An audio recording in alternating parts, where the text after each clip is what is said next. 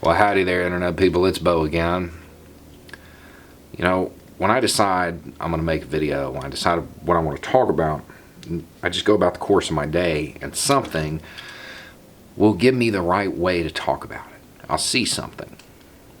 I've wanted to talk about something for the last couple of days, and I couldn't come up with a way to convey it and it have an impact, and it needs to.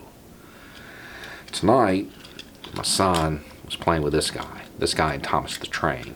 I don't know this one's name. He is orange and has an axe on the side of it. My son tells me this one's not too smart. I don't know if that's something from the show or what.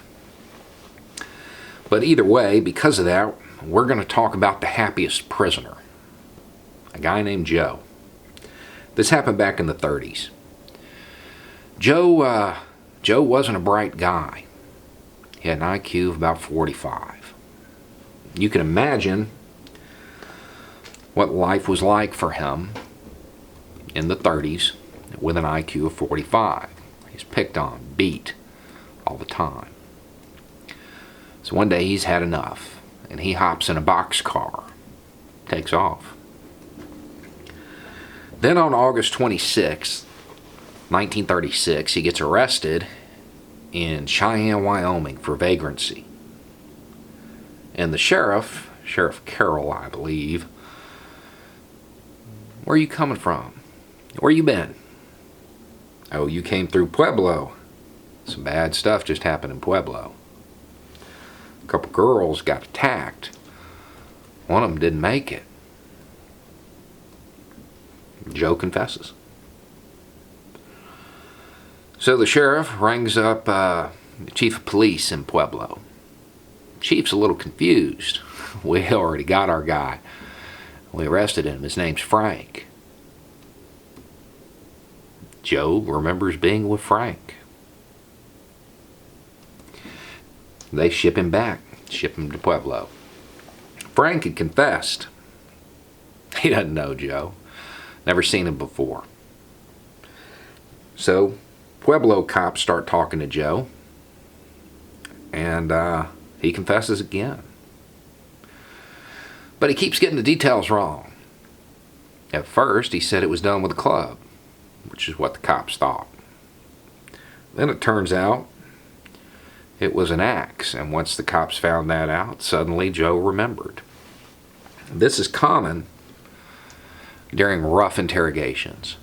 People will tell you anything just to make it stop. And I would imagine if you have an IQ of 45, just about any of the little tactics that get used seem rough. The surviving sister, well, she ID'd Frank. She couldn't ID Joe. But he did confess, so they convicted him anyway. Gas. Now, one of the attorneys that helped him winds up getting elected, becoming Attorney General.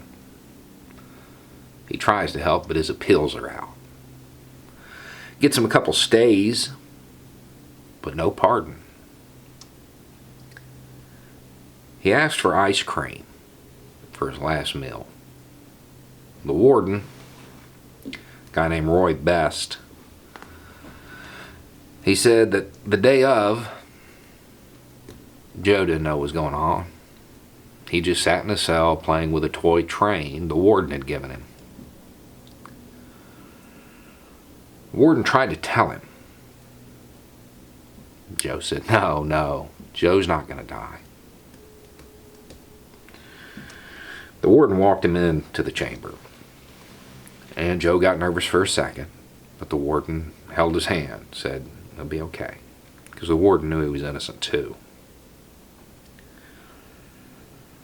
That was 80 years ago, about.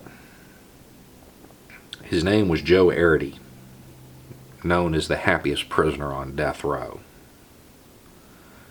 He was pardoned in 2011. A lot of good it did him. In Texas right now, there's a guy named Rodney Reed. I'll leave you to look up his case. The governor probably needs to hear from you. But if you're going to do anything about it, you got less than a week. Took me too long to see a toy train. Anyway, it's just a thought. Y'all have a good night.